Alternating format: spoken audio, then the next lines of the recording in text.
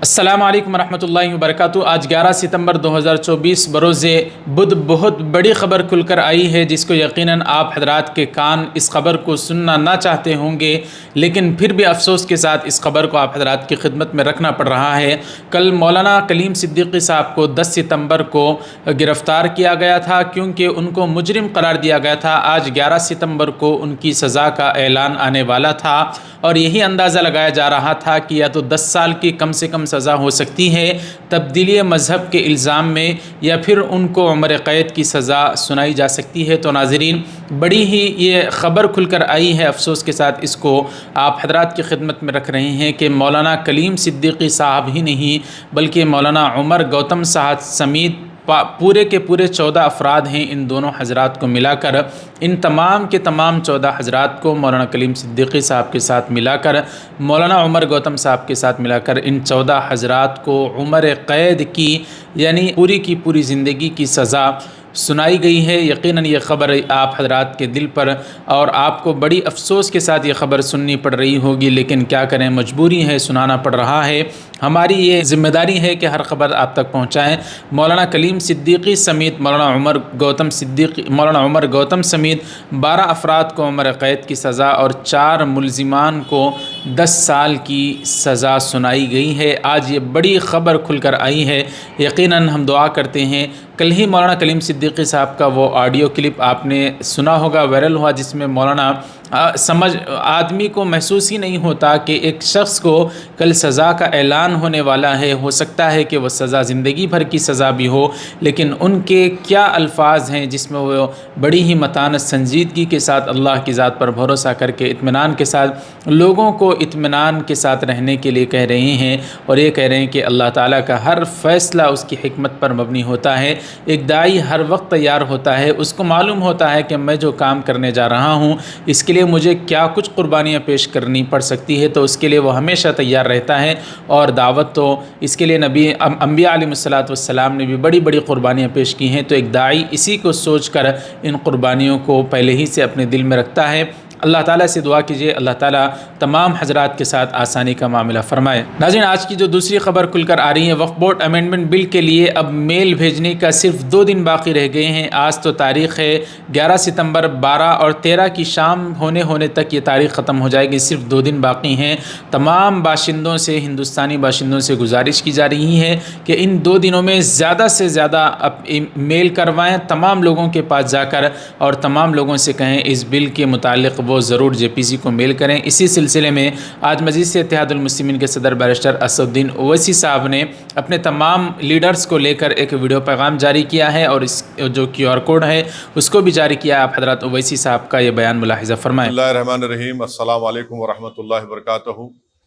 میں آپ تمام کے لیے ایک پیغام دے رہا ہوں اس ویڈیو میسیج کے ذریعے، جس میں آپ تمام سے گزارش ہے، اور آپ جانتے ہیں کہ نریندر مودی کی حکومت نے ایک ظالمانہ اور ایک غیر دستوری وقف ترمیمی بل کو پارلیمنٹ میں پیش کیا ہے۔ اس کے خلاف اعتراضات دینے کا وقت 15 دن کا دیا گیا ہے، اور 15 دن کی مہلت 13 سپٹمبر کو ختم ہو رہی ہے۔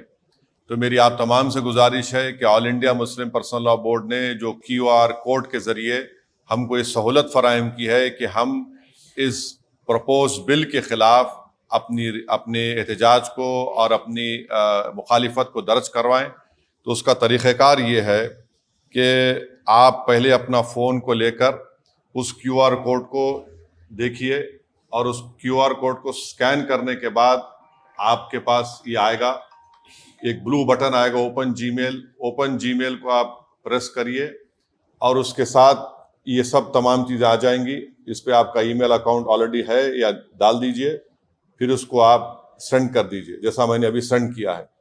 تو میری آپ تمام سے گزارش ہے کہ آپ لوگ، کیونکہ جمعے کا دن 13 تاریخ آخری دن ہے، تو میری آپ تمام سے گزارش ہے کہ آپ اس کو استعمال کریں، بلکہ کروڑوں کی تعداد میں اس غلط قانون کو، جو ہماری وقف کی جائیدادوں کو چھیننے کے لیے نریندر مودی نے بنایا، ہماری مسجدوں کو، خانقاہوں کو، قبرستانوں کو، ہماری زراعت کی زمین کو چھیننے کے لیے بنایا، میری آپ تمام سے گزارش ہے، چاہے وہ متولی ہو، چاہے وہ کسی ذمہ دار ہو قوم اور ملت کے، آپ اپنا اس QR کوڈ کے ذریعے اپنا احتجاج اور اپنا ریجیکشن اس بل کے لیے درج کروائیے اور مجلس کے تمام MLAs انشاءاللہ جمعے کے دن اپنے اسمبلی حلقہ جات میں جمعے کی نماز پڑھیں گے اور حیدرآباد کے مختلف مساجد کے سامنے یہ QR کوڈ لگایا جائے گا، اور تمام مصلیان سے اور خاص طور سے میری ماں اور بہنوں سے اپیل ہے کہ اپنے گھر میں بیٹھ کر بڑی تعداد میں میری ماں اور بہنیں اس کالے قانون کے خلاف اس کا ریجیکشن کریں QR کوڈ کے ذریعے۔ بہت بہت شکریہ، السلام علیکم۔ مدھیہ پردیش کے چھترپور میں حاجی شہزاد نامی ایک مسلمان کے گھر کو بلڈوزر کے ذریعے سے اس لیے گرایا کہ انہوں نے گستاخ کے خلاف احتجاج کرتے ہوئے ان پر الزام لگا تھا کہ پولیس پر پتھراؤ کیا، اس لیے ان کے 3 منزلہ عالیشان بنگلہ نما محل کو گرا دیا اور منٹوں میں لمحوں میں وہ گھر زمین دوز کر دیا گیا۔ لیکن ایک خبر آج کھل کر آ رہی ہے جہاں پر ہماچل پردیش میں ایک مسجد کو لے کر فرقہ پرست عناصر احتجاج کر رہے تھے، تو پولیس نے ان کو روکنے کے لیے وہاں گئی تو پولیس کی خواتین کو بھی ان فرقہ پرستوں نے نہیں چھوڑا، یہاں تک کہ ان کو تکلیف پہنچائی۔ اس کے باوجود کیا وہاں پر سرکار تو کانگریس کی ہے، کیا وہاں بھی اس طرح کے گھر گرائے جائیں گے؟ پولیس کو ویڈیو سامنے آ رہی ہیں۔ تو ناظرین، اسی کو لے کر ایک ہنگامہ برپا ہے، مسجد کو لے کر جو سلسلہ چل رہا ہے ہماچل پردیش میں۔ دعا فرمائیں، اللہ تعالیٰ آسانی کا معاملہ فرمائیں۔ دیش کے رتلام میں ایک خبر پھیلا کر سنسنی پھیلانے کی کوشش کے الزام میں BJP کے کئی لیڈروں کو کارروائی کی تھی اس پولیس افسر نے، جس کے متعلق خبر کھل کر آ رہی کہ صرف 2 دن کے بعد اس پولیس افسر کا اس ذمہ دار کا ٹرانسفر کر دیا گیا۔ عمران پرتاپ گڑھی نے مدھیہ پردیش کے چیف منسٹر کو ٹیگ کرتے ہوئے لکھا، کیا آپ اس طرح کی کوشش کر رہی ہیں کہ جس افسر نے دنگا فساد برپا ہونے کو بچایا آپ اسی کا ٹرانسفر کر رہے ہیں، اس طرح سے عمران پرتاپ گڑھی نے لکھا۔ ناظرین، عمران پرتاپ گڑھی کی بات آئی تو ایک خبر سوشل میڈیا پر وائرل ہو رہی ہے کہ ایک طرف اسد الدین اویسی صاحب اپنے تمام لیڈرز کے ساتھ مل کر امینڈمنٹ بل کے خلاف وہ آواز اٹھا رہی ہیں، زیادہ سے زیادہ میل کروا رہی ہیں، تو ایسے میں دور دور تک بھی عمران پرتاپ گڑھی کہیں نظر نہیں آ رہے، اس طرح سے لوگوں کا کہنا ہے۔